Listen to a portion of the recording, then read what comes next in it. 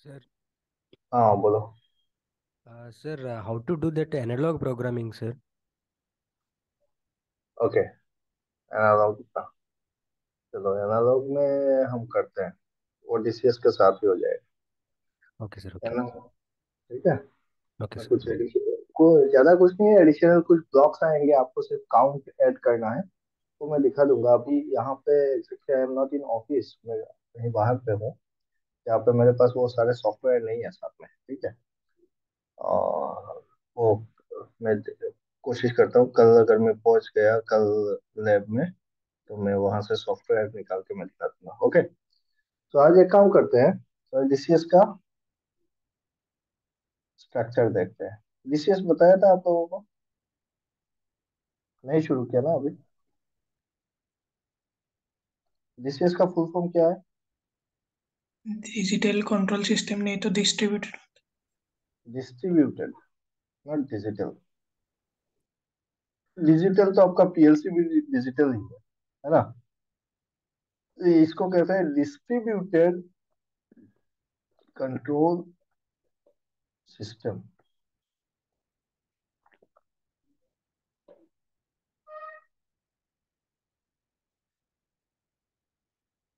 DCS में और PLC में क्या डिफरेंस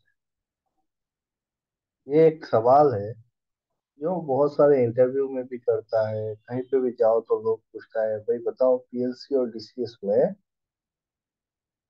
अंतर कहाँ पे है, क्या चीज है? एनीबॉडी?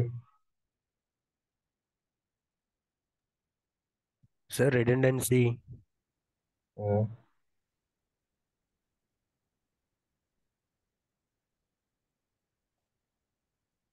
रिडंडेंसी पे होता है। एक्चुअल फैक्ट कहाँ पे है? डीसीएस एक कंट्रोल सिस्टम है, डिस्ट्रीब्यूटेड कंट्रोल सिस्टम में बोल रहा हूँ, ठीक है। पीएलसी क्या है? पीएलसी एक कंट्रोलर है। पीएलसी सिर्फ एक कंट्रोलर है, छोटा सा कंट्रोलर।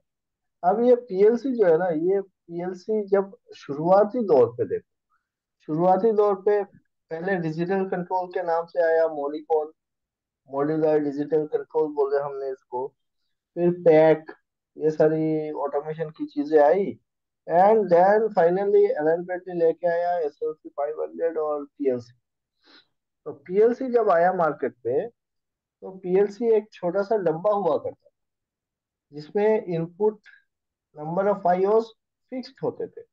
जो आज के डेट पे कॉम्पैक्ट पीएलसी है ना, उस टाइप से इसका सारा का सारा आईओस क्या होता था, फिक्स्ड होता था। और जिसके चलते इसको पीएलसी, प्रोग्रामेबल लॉजिक कंट्रोलर का लिमिटेशन। लिमिटेशन क्या है?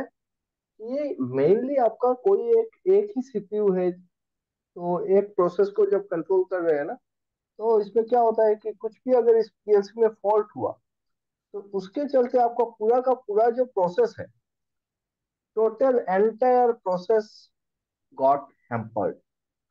पकड़ लो, आपको तब तक डिफाइन समझ में नहीं आएगा जब तक आपको प्रोसेस का नॉलेज नहीं। जैसे कि पकड़ लो, मैं अगर बात करता हूँ एफएमसीजी कंपनीज की। एफएमसीजी मतलब का क्या होता है FMCG? Fast moving consumer goods. Fast moving consumer goods. जो भी हम लोग साबुन तेल जो भी यूज करते हैं ना, वो मच्छर भगाने वाला गुड नाइट से शुरू करके शैम्पू से शुरू करके everything everything is FMCG company. अब इसमें क्या होता है, इसमें दो चीजें देखो। एक तो हो गया आपका प्रोडक्शन, जहाँ पे सामान बन रहा है। दूसरा है, इसमें क्या चाहिए आपको, पैकेजिंग, कि सामान बन के आया और फिर पैकेज हो रहा है ना? पकड़ लो, आपका कोक बन रहा है, कोको कोला बना रहे हो, फिर उसका फिर से आपको बॉटलिंग प्लांट चाहिए जहाँ पे आप पैकिंग कर रहे हो। आप कोई भी एक साबुन बना रहे हो, तो बनाने का प्रोसेस अलग, जहाँ पे बन रहा है वो मैन्युफैक्चरिंग इंडस्ट्री हो गया। यहाँ पे पूरा का पूरा रॉ मटेरियल जाएगा, रॉ मटेरियल से पहला क्या है, रॉ मटेरियल आएगा, वो सारे रॉ मटेरियल मिला के उसको प्रोपोर्शनली मिलाएंगे, इस पे टेम्परेचर का अप्लाई करेंगे, इसमें प्रेशर का अप्लाई करेंगे, कुछ प्रोसेस करेंगे, एंड देन आपका फाइनल आउटपुट निकल के आएगा कोई भी साबुन तेल।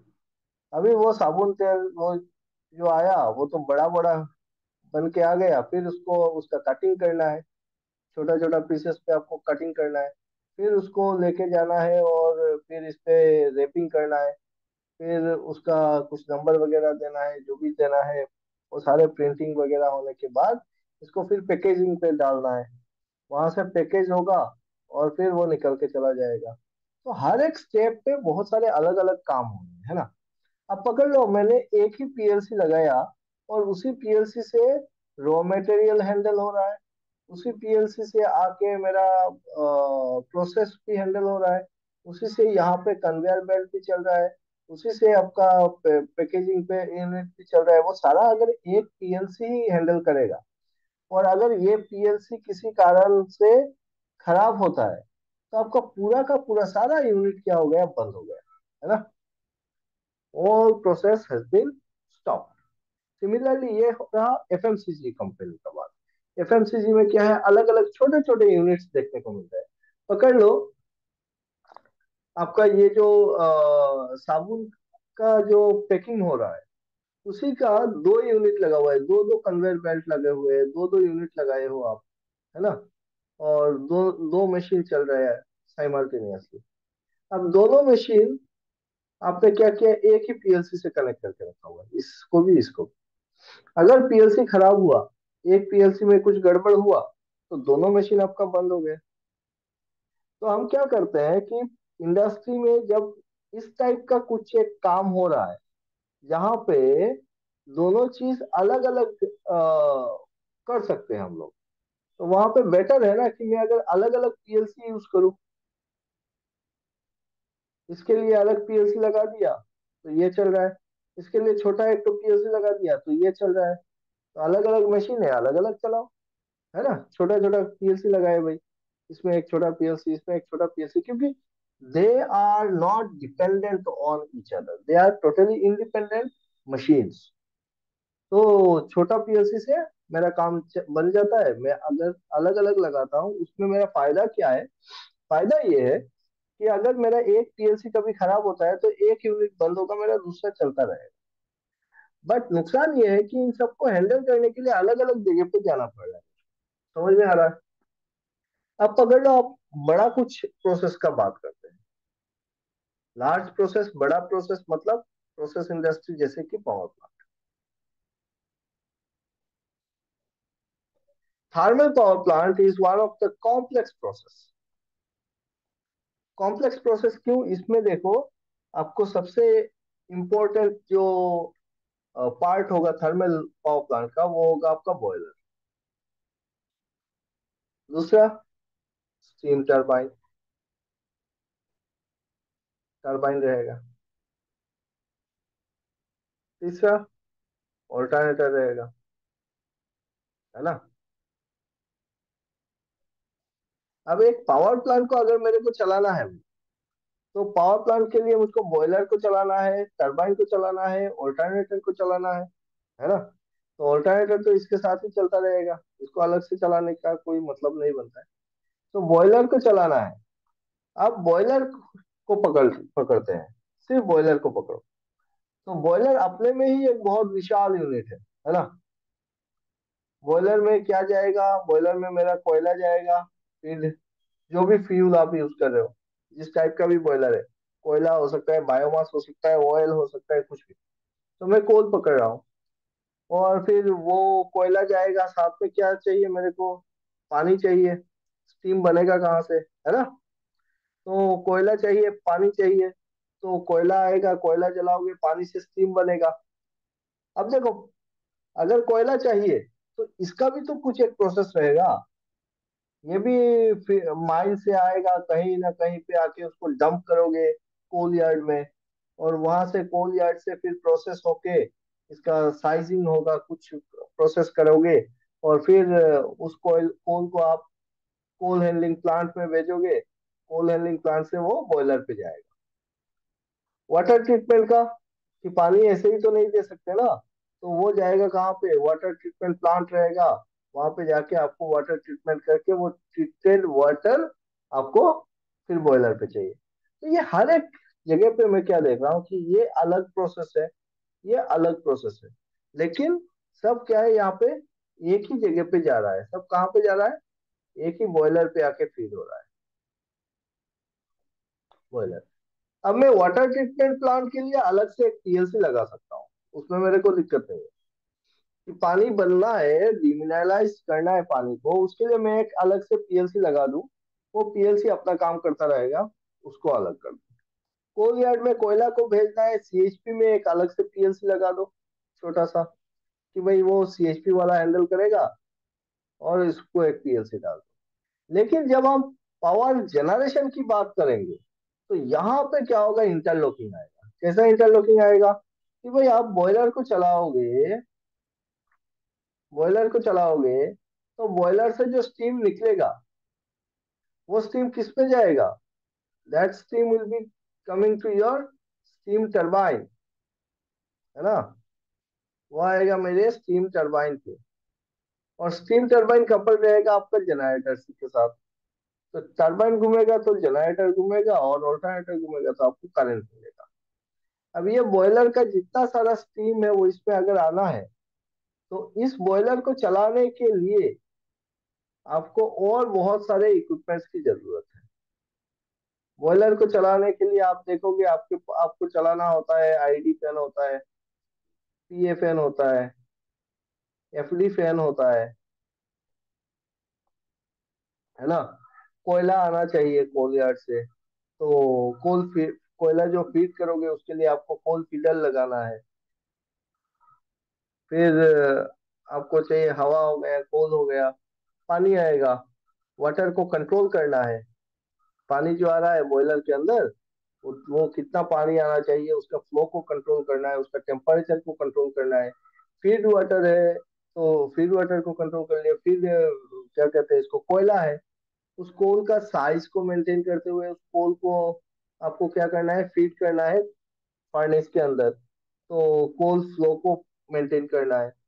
स्टीम टरबाइन में जितना स्टीम जाएगा उस स्टीम को मेंटेन करना है, स्टीम का टेम्परेचर को मेंटेन करना है, प्रेशर को मेंटेन करना है, बॉयलर का लेवल को मेंटेन करना है, इतना सारा जो काम है। अब उसके लिए आप अलग अलग पीएलसी नहीं लगा सकते, है ना। और अगर मैं एक पर्टिकुलर पीएलसी से ये सारा काम कर रहा हूं, और अगर वो पीएलसी खराब होता है, तो मेरा सारा का सारा सारा यूनिट क्या हो गया, ठप हो गया।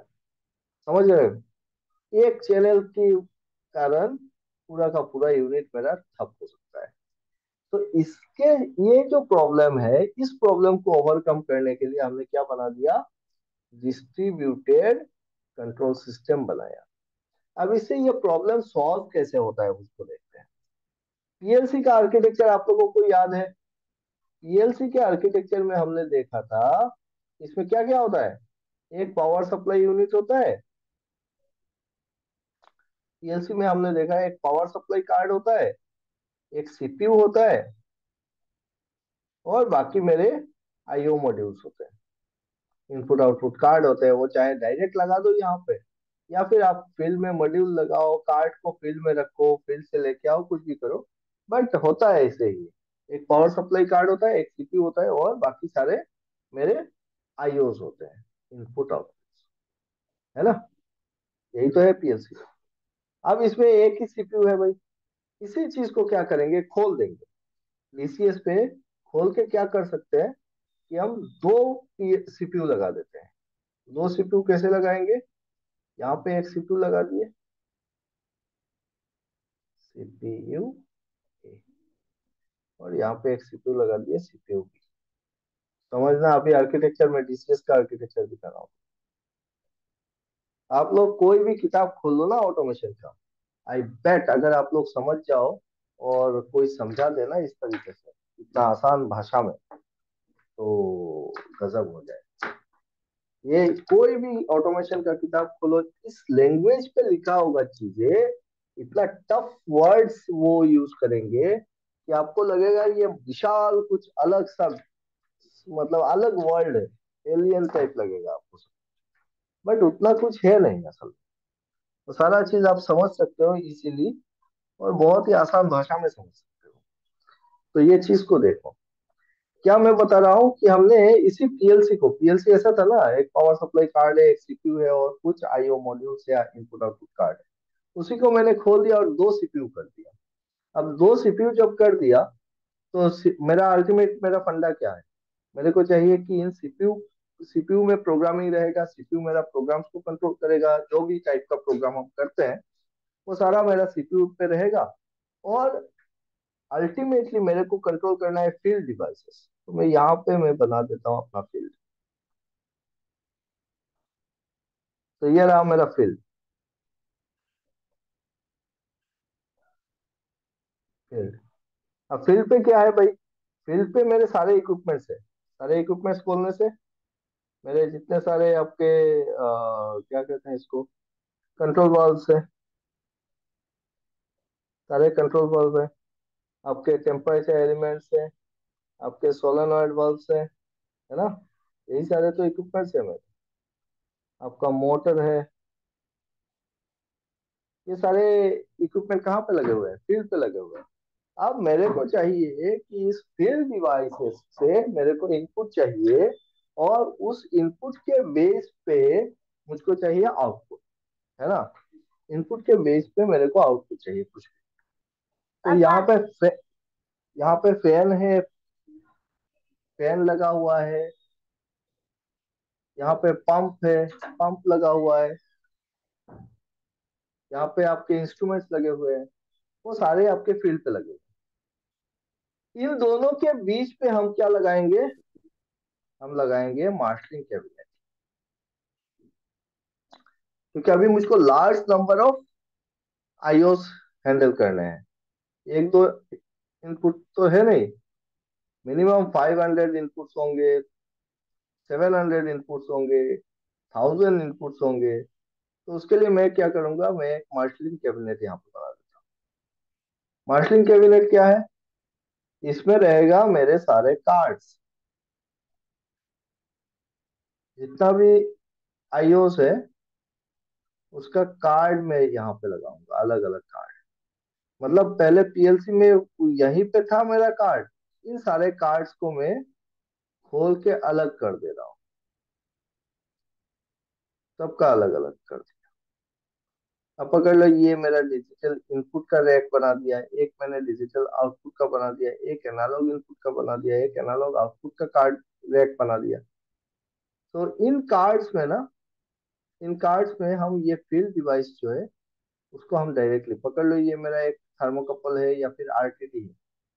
तो आरटीडी है, थर्मोकपल है, तो उससे क्या करेंगे, जो वायर कनेक्टेड होगा, that will be digital input, क्योंकि ये टेम्परेचर एलिमेंट है, ये टेम्परेचर को सेंस करेगा, तो ये इनपुट ही देगा, ये आउटपुट तो हो नहीं सकता है। आरटीडी थर्मोकपल है ना। फिर उस टेम्परेचर के बेस पे पकड़ लो, मेरे मेरे को ये वाला सोलेनॉइड वाल्व खोलना है, कि टेम्परेचर इतना होगा तो सोलेनॉइड वाल्व खुलेगा, पानी जाएगा, ऐसा कुछ है। तो एसओबी अगर खोलना है तो वो एक डिजिटल आउटपुट होगा, तो मैं डिजिटल आउटपुट कार्ड के साथ इसको लगा दूंगा। एनालॉग इनपुट चाहिए तो एनालॉग इनपुट कार्ड पे जाएगा, है ना। इस तरीके से कार्ड कहाँ पे रख दिया हमने, मार्शलिंग कैबिनेट पे, इसको बोलते हैं मार्शलिंग कैबिनेट।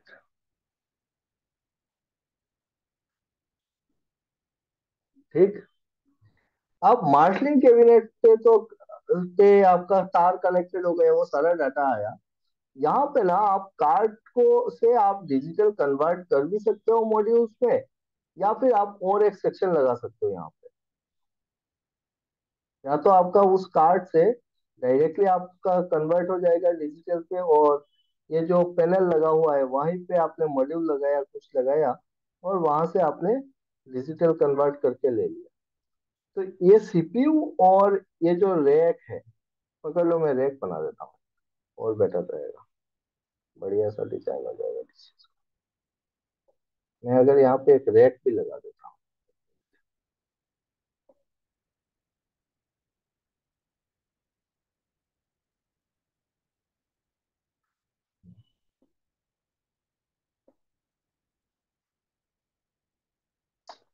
4 बैटरी, चलो ठीक है कोई नहीं। यहाँ पे हमने रैक लगा दिया,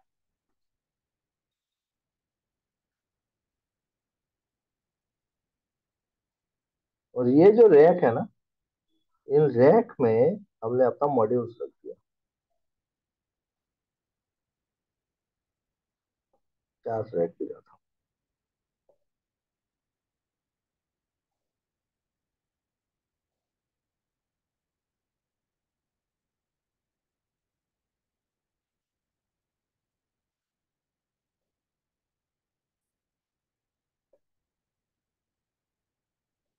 मगर ये सारे रैक,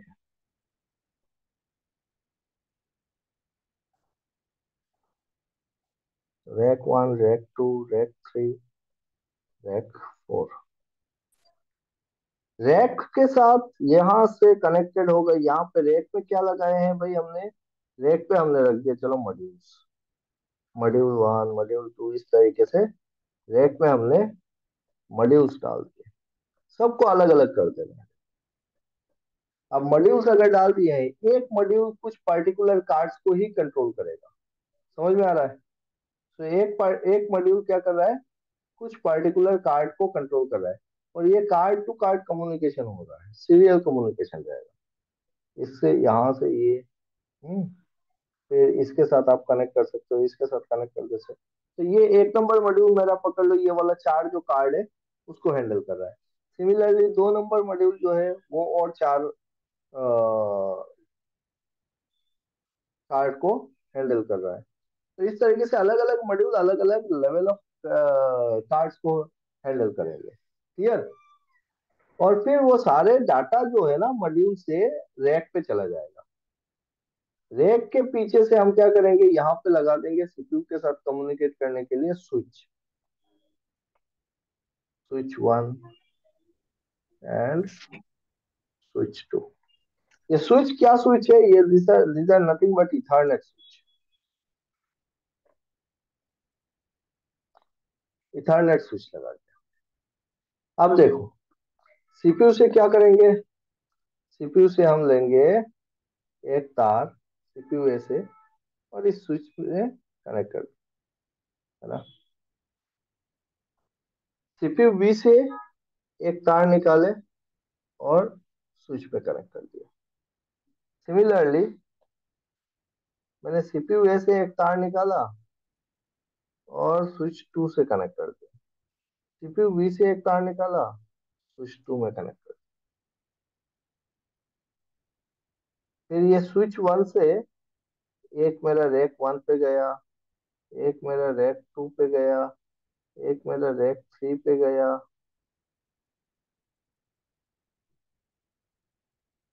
और एक मेरा मतलब रैक 4 में गया। सिमिलरली स्विच 2 से भी रैक 1 पे जाएगा, रैक 2 पे जाएगा, रैक 3 पे जाएगा, रैक 4 पे जाएगा। तो यहाँ पे भी मेरे को 4 चैनल चाहिए। समझ में आ रहा है? अब देखो कैसे डिस्ट्रीब्यूट हो गया सारी चीजें। ये मेरा अगर सीपीयू ए जो है वो अगर मेरा एक्टिव है तो ये मेरा स्टैंड बाई पे रहे, ठीक है।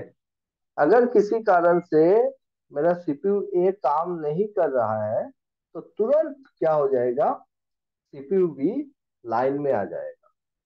अब ये जो पॉसिबिलिटी है ना कि सीपीयू ए बंद होते ही सीपीयू बी चालू हो जाए, उसके लिए जरूरत ये है कि सीपीयू बी और सीपीयू ए दोनों रनिंग में रहे, दोनों क्या रहे, ऑन रहे, दोनों के दोनों ऑन है एक्चुअली।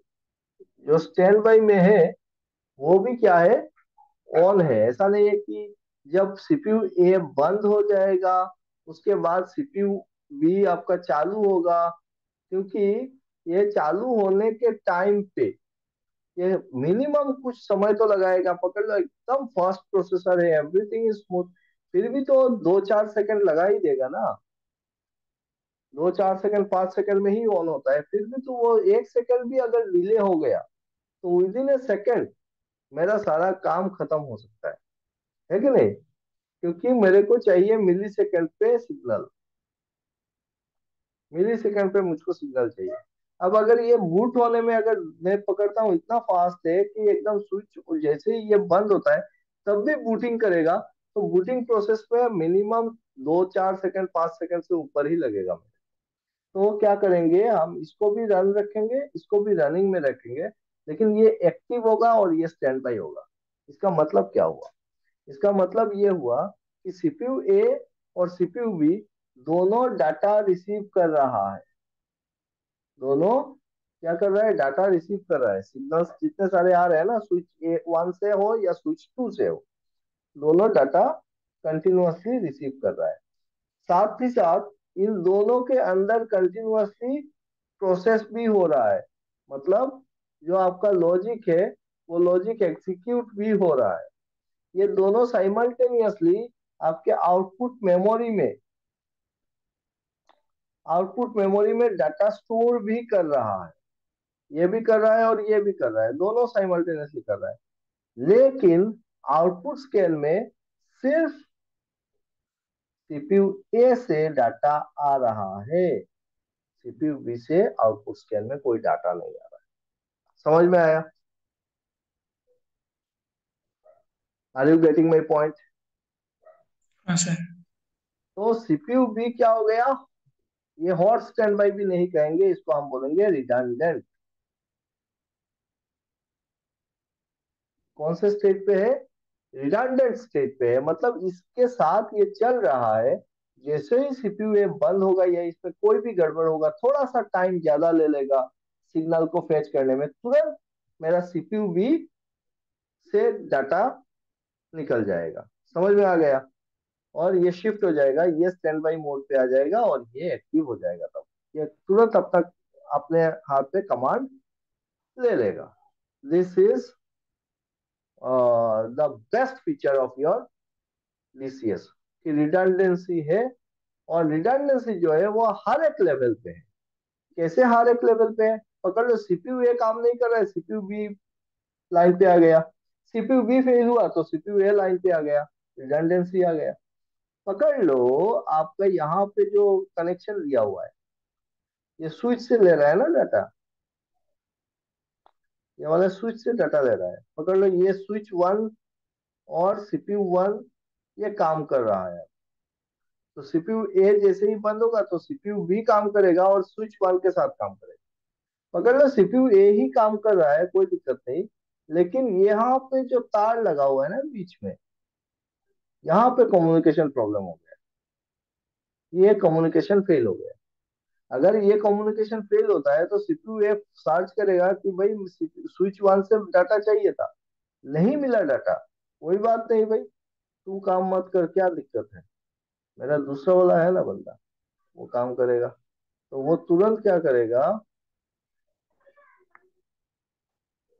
स्विच टू से डाटा कलेक्ट कर लेगा। समझ में आ रहा है? तो मेरा अगर स्विच खराब होता है तो भी दिक्कत नहीं है, एक स्विच एक्टिव रहेगा तो दूसरा स्टैंड बाई में है। समझ पा रहे हो? पकड़ लो, सीपीयू ए खराब हो गया तो सीपीयू बी कहाँ से डाटा लेगा? स्विच वन से ले रहा था। अब सीपीयू बी स्विच वन से ले रहा था, स्विच वन भी काम करना बंद कर दिया, कोई बात नहीं भाई, स्विच बी से ले लेगा, स्विच टू से ले लेगा CPU B. Are you getting my point? हाँ सर। हाँ। एक मिनट, कॉल आ। हेलो। हेलो। यस। হয়, মই অলপ পিছত ফোন কৰি আছো, এটা ক্লাছত আছো মই।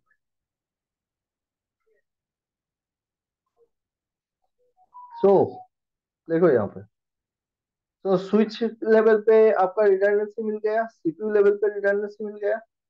यहाँ पे मॉड्यूल में भी आप रिडंडेंट मॉड्यूल रख सकते हो कि मॉड्यूल वन अगर नहीं चल रहा है तो मॉड्यूल टू आपका लाइन पे रहेगा, मॉड्यूल टू खराब हो गया तो मॉड्यूल वन लाइन पे आ जाएगा।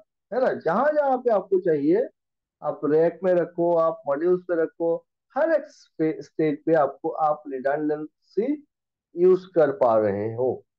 तो ये जो नेटवर्क बना मेरा, ये क्या है, टोटल एक क्या बन गया, डिस्ट्रीब्यूटेड कंट्रोल सिस्टम बना।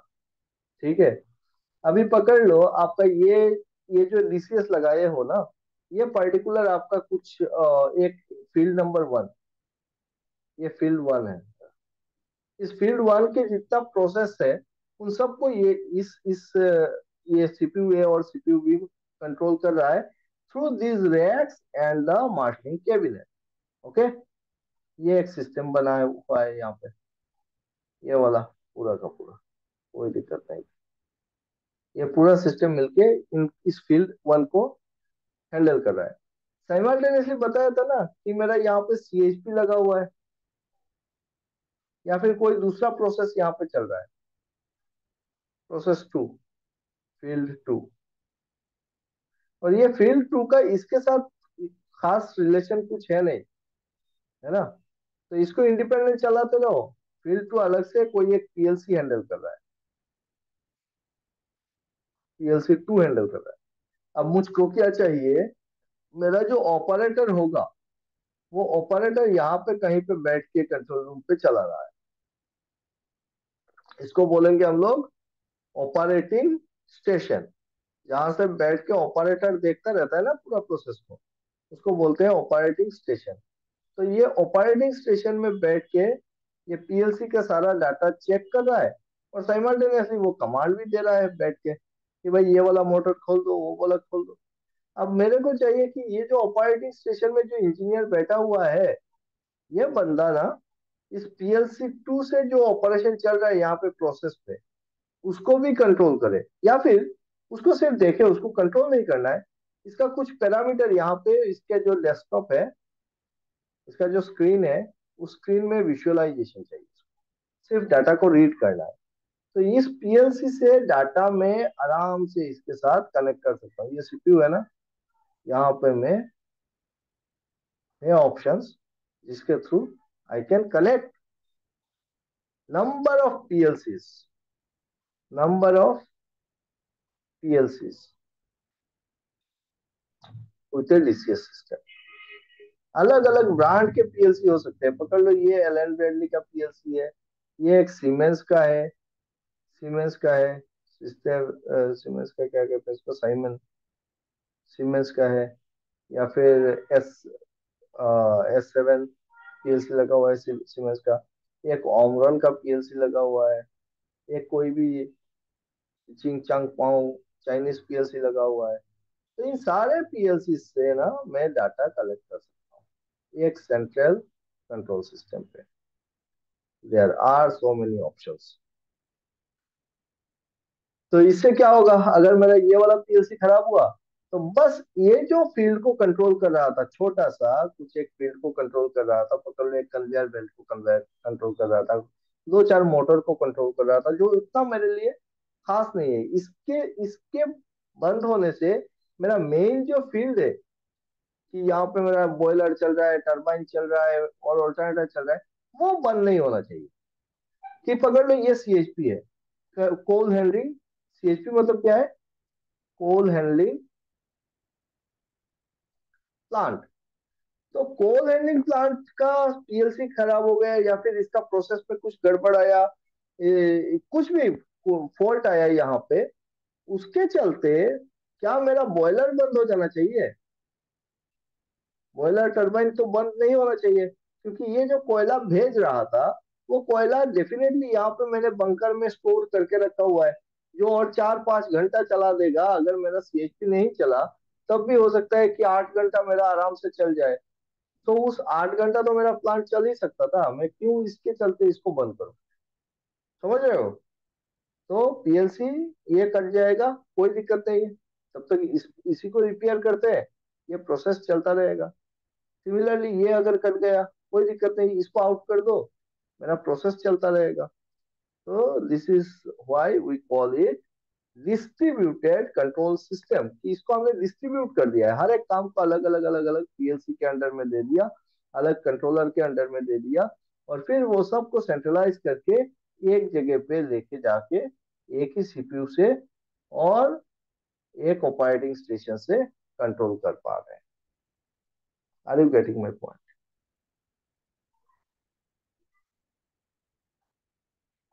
क्या डीसीएस का आर्किटेक्चर क्लियर हुआ? वरुण? Yes sir. तो ये रहा पूरा का पूरा आपका डीसीएस का आर्किटेक्चर। यही होता है इसमें। जहाँ पे आपको दिखाएंगे बाद में कि जो मेन, जैसे मैं बोल रहा हूँ कि यहाँ पे बहुत सारे पीएलसी आके लग रहे हैं, अलग अलग जगह से पीएलसी आके लग रहे हैं। तो वो जाके कोई एक सेंट्रल बास सिस्टम चाहिए होगा आपको, जहाँ से वो सारा डाटा जो है, वो सारा डाटा आपका मेन प्रोसेस के साथ कनेक्टिविटी क्रिएट करे, स्विच में जाए। तो उसको हम लोग क्या बोलते हैं, डाटा हाईवे बोलते हैं। बड़ा सा हाईवे बना के रखा है भाई, उसी से कंट्रोल कर रहे हो। कभी कभी आप जाओगे किसी ऑयल फील्ड में जाते हो, रिफाइनरीज में जाते हो, है ना? तो रिफाइनरीज में क्या होता है, अलग अलग डिस्टिलेशन प्लांट्स होते हैं, अलग अलग जगह पे अलग अलग प्रोसेस चल रहा है। तो कहीं पे नेफ्थलीन बन रहा है, कहीं पे केरोसिन हो रहा है, कहीं पे आपका कुछ गैसोलीन निकल रहा है, कहीं पे पेट्रोल निकाल रहा है, कहीं पे डीजल निकाल रहा है। तो अलग अलग डिस्टिलेशन चल रहा है, प्रोसेस चल रहा है। और वो सबको कंट्रोल कौन कर रहा है? एक बंदा बैठा हुआ है ऑपरेटिंग स्टेशन पे, और वो सारा डाटा अलग अलग जगह से देख रहा है। अब मेरा इस प्लांट पे कुछ फॉल्ट आया, उसके चलते ये क्यों, बाकी क्यों हैम्पर करे भाई?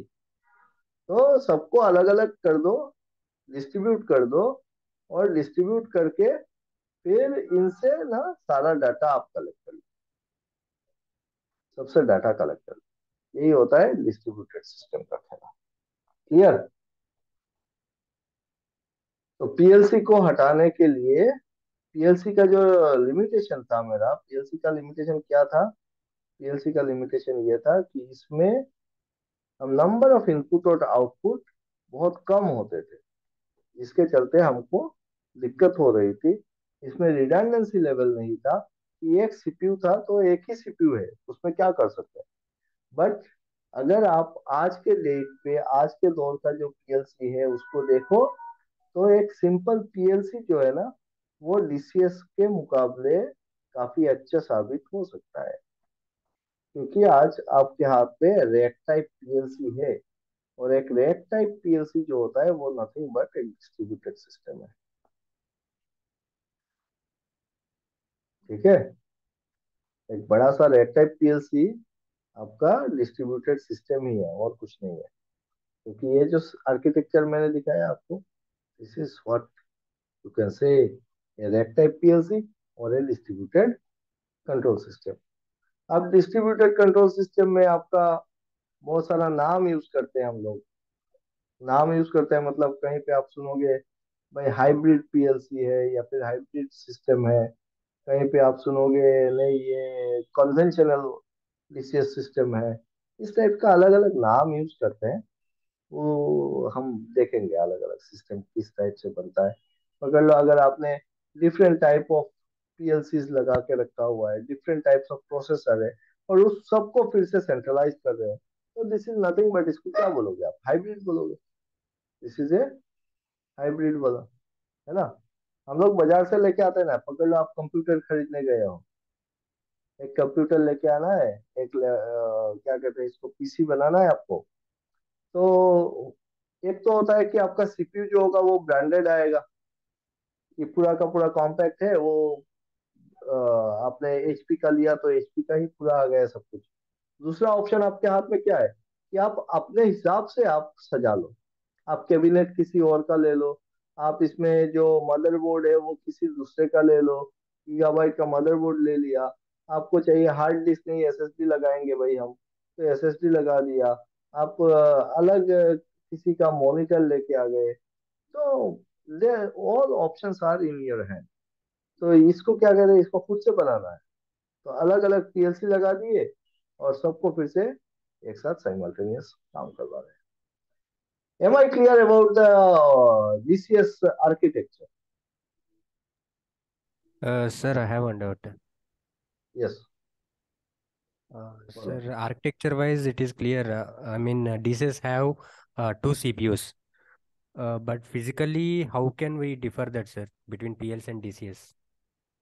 No, you cannot differ between a rack type PLC and a DCS. A rack Okay. type PLC is nothing but a distributed control system. ठीक है, Okay. वही मैंने बताया। हाँ, डिफरेंस कहाँ पे आएगा? अभी एक कॉम्पैक्ट पीएलसी जो है, अगर आप मेरा पहला जो वीडियो दिया, अरे यार गया मेरा, गया, सॉरी। हाँ, चार्ज भी खत्म हो गया इसका। चलो, कोई दिक्कत नहीं, मेरा काम हो गया। अब देखो, जो कॉम्पैक्ट पीएलसी मैंने बताया था आप लोगों को, है ना? तो कॉम्पैक्ट पीएलसी, आप अगर किसी ने नहीं देखा है तो वीडियोस ऑलरेडी है, आप चेक कर लेना एक बार, बैच पे दिया हुआ है। कॉम्पैक्ट पीएलसी में, मॉड्यूलर पीएलसी में आप डिफरेंस निकाल सकते हो। एक मॉड्यूलर पीएलसी जिसको हम बोलते हैं, एक modular PLC rack type PLC का छोटा वर्जन, जिसमें कम मॉड्यूल्स लगे हुए हैं। और रैक टाइप में क्या है कि बहुत ज्यादा मॉड्यूल्स लगे हुए हैं। तो रैक टाइप थोड़ा एडवांस वर्जन हो गया, अलग रैक में आ रहा है। एक मॉड्यूलर पीएलसी क्या हो जाएगा, एक ही रैक रहेगा उसमें, उसमें दो चार रैक नहीं है। रैक, समझ रहे हो? मॉड्यूलर कॉम्पैक्ट में क्या है, एक केसिंग के अंदर आपका सारा कार्ड वगैरह मॉड्यूल सब कुछ आ रहा है। और जो आपका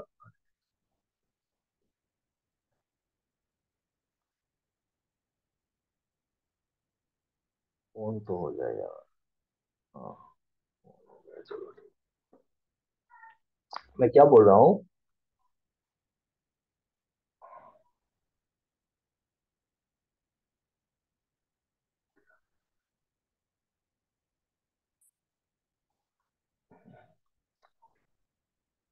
ओके, तो जो आपका आपका मॉड्यूल क्या कहते हैं इसको, कॉम्पैक्ट पीएलसी है। कॉम्पैक्ट पीएलसी में क्या होगा, एक ही केसिंग के अंदर आपका सारे मॉड्यूल्स लगे हुए हैं, सारे सीपीयू भी लगा हुआ है, उसको आप एक्सटेंड नहीं कर पा रहे हो, उस पर्टिकुलर पीएलसी को एक्सटेंड नहीं कर पा रहे हैं। आजकल कुछ कॉम्पैक्ट पीएलसी आ रहे हैं जिसको हम सीपीयू बोलते हैं, और फिर वहां से कुछ एक्सटेंशन ले सकते हैं, जैसे आपका पीएलसी आर एस लॉजिक्स 1400 वगैरह आ रहा है। तो उसमें आप एक्सटेंशन ले सकते हो, लेकिन उसका एक लिमिटेशन है, एक लिमिट तक आप एक्सटेंड कर सकते हो।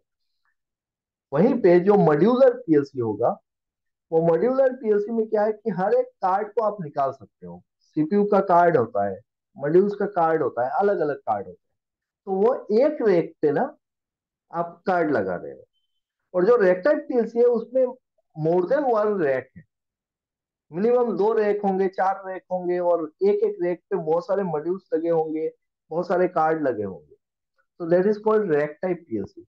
और एक रैक टाइप पीएलसी को is nothing, it is equivalent to your DCS, distributed control system. और आज के डेट में बोलना है तो यही डिस्ट्रीब्यूटेड कंट्रोल सिस्टम है, अलग से कुछ नहीं। समझ में आया? Okay, sir. Clear. तो पहले के जमाने में अलग बात थी वो, कि पीएलसी से जब डीसीएस सिस्टम आया, चलो हमने अलग कर दिया है, डिस्ट्रीब्यूटेड कर दिया है, तो बहुत बड़ी बात थी, एक नया चीज बनाया। आज के डेट पे पीएलसी ही आपका डिस्ट्रीब्यूटेड टाइप बना रहा है, उसमें कोई बड़ी बात है नहीं, है ना? और कम्युनिकेशन प्रोटोकॉल्स का मैंने एक वीडियो दिया था, आई थिंक, देखा, देख लेना उसको। कम्युनिकेशन प्रोटोकॉल का देखा था ना, हाँ. प्रोफीबस प्रोफीनेट के ऊपर। हाँ सर। हाँ, तो वहां पे मैंने एक्सप्लेन करके रखा हुआ है कि क्या होता है कि पकड़ लो, ये जो सारे कम्युनिकेशन कर रहे हैं हम लोग, अभी आपका फील्ड जो है ना, फील्ड काफी दूर है।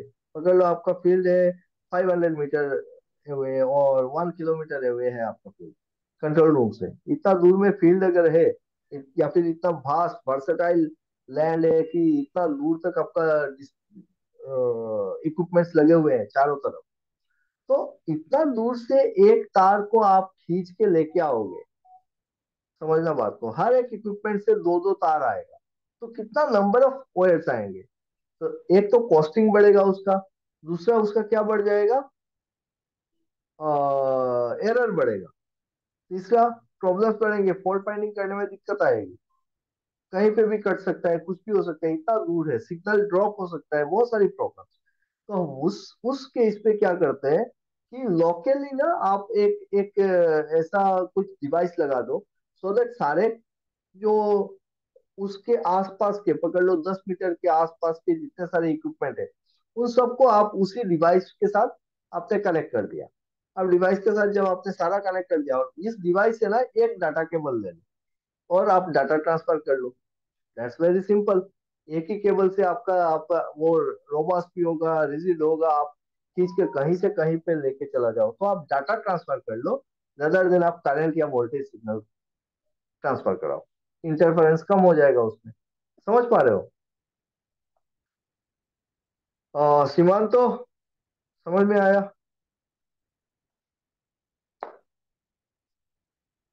है कि नहीं? देखो। हाँ सर, हाँ हाँ। ओके। और ये तो कौन है? वाइद्य ज्योति पछानी है। तो वाइद्य आज पहली बार ज्वाइन किया ना? Today is your first class I think. Are you there?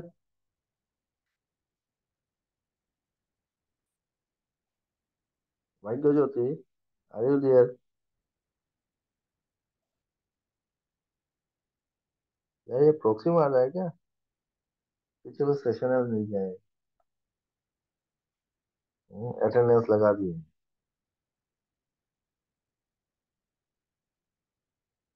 हाँ, चलो ठीक है। आज के लिए यहाँ पे समाप्त करता हूँ। कल हम लोग बाकी डीसीएस का वो सॉफ्टवेयर देखेंगे, उसका फिर डीसीएस में जब हम प्रोग्रामिंग करते हैं तो कौन सा लैंग्वेज यूज करते हैं मेनली? एमबीडी।